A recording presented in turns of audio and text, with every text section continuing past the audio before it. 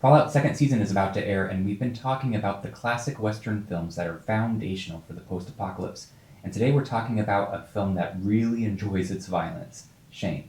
I'm Nicholas Crawford. I'm the author of Where We've Made It Dark, a new take on the zombie apocalypse. Now, one of the first readings of Shane would be to treat it as the formation of a violent subject. You might know this movie already from watching Logan. X-23, Wolverine's daughter figure, is obsessed with the film and she's repeating lines from it.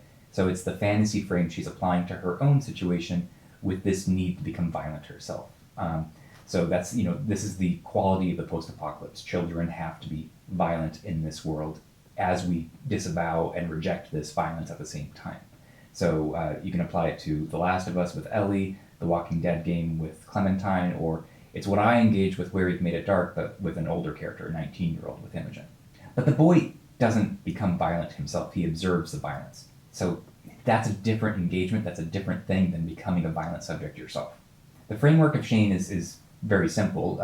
Gunslinger wanders into a homestead, sees that the homestead is being harassed by ranchers who are trying to get the homestead to leave so they can take over his land, and they're threatening with violence. And Shane makes the ethical call to stop his wandering, stay with the homesteaders, and defend them.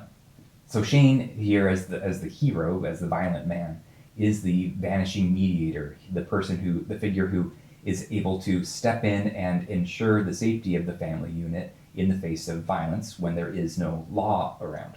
The film keeps repeating that there's no law within hundreds of miles. And so you don't just need the violence to protect the family unit, you need that violence to leave. So once Shane wins the day, he leaves and enters into the sunset wounded, and that's how the film ends. There are two real questions to ask here. What are we enjoying when we're watching this film? And why does Shane do this? Shane becomes part of this family with the husband, wife, and child, and he penetrates the family directly. He's a support structure for the father. He upholds what the father wants is to be a father, to defend his land, even though the odds are against him. So he puts his own life at risk, but he's not able to fully defend things. He needs that support structure of Shane, the prowess, the ability. And Shane is very careful in supporting this father figure in his efforts. So the climactic point is where things are coming to the head, and the father is going to confront the person who's trying to run them off their land, knowing he's going to be assassinated. And he does so faithfully. He has to do this in order to be the father he is. Otherwise, he's not a man, right? He's not defending his family. There is no life outside of this situation. This is his necessary framework. And Shane intervenes by beating him up. That forgives the father of this necessity. It saves him from it. Shane steps into his shoes and goes in his stead. But likewise, Shane basically falls in love with the man's wife and becomes the father of his child. He teaches the boy how to shoot. He dances with the wife. There's this tearful, "Did you do it all for me?" question towards the end from the wife. And what I think is very interesting is these are both stand-ins from what's actually going on here. We aren't to read this psychologically, as Shane did fall in love with the wife and did become the father figure to the boy, even though those things are there too. The real motivating factor here is just ethics, this unknown act of freedom of just doing it to do it, so putting his own life at risk to save these people just because. And we as viewers need these little psychological, bits of enjoyment to stand in the way from what we're enjoying ourselves, which is the brawling of this film. The two main fights of Shane take place in the same bar, and the first one's a brawl that is ridiculous. I mean, the punching just keeps going and going. The fighting just doesn't stop. And when this happens in film, you have to ask, what is it doing? What is it that we're enjoying? We're not just in this like pulpy, action, it's just entertaining for its own sake. So it recalls directly the incessant brawling of They Live in the alleyway, the famous fight scene where John Nada is trying to get his friend to wear the glasses, and his friend refuses to wear the glasses. So we have this insane fight that is brutal and doesn't stop because of how difficult it is to put on the glasses of critiquing ideology. And here we're dealing with social antagonism, just this being on the frontier and being at each other's throats in this blank, open, lawless space. This is why it's so important for this fight to take place in the bar, a place of society and meeting. So we're dealing with the eruption of social fabric itself. We're on this frontier of pure existence with no law governing things, and one man covets another man's territory. So what do you do when might makes right is trying to win the day, and all you have to do to defend yourself is to fight back?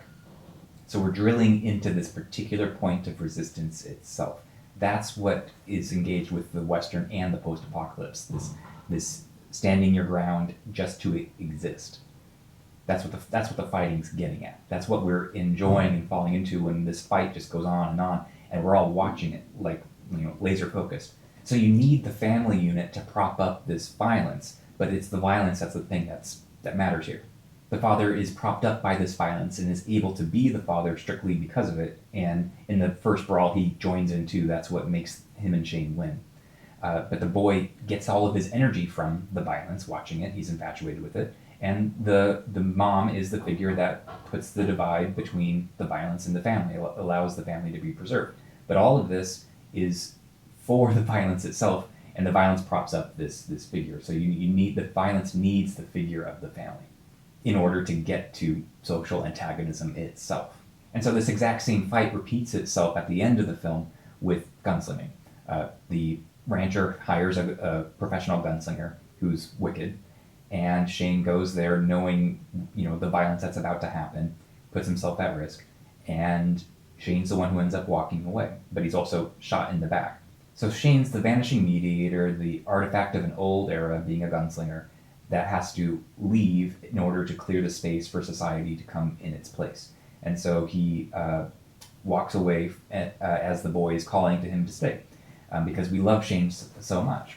And so this stages our own audience enjoyment of the Western or the post-apocalypse, where we need these displays of violence, this opening up of social antagonism in its rawness, in order for us to get some energy and go about our daily lives and be part of our own family unit, part of a law-abiding society. So Shane really stages the fantasy that we're engaged in structurally in our own daily lives, not as viewers.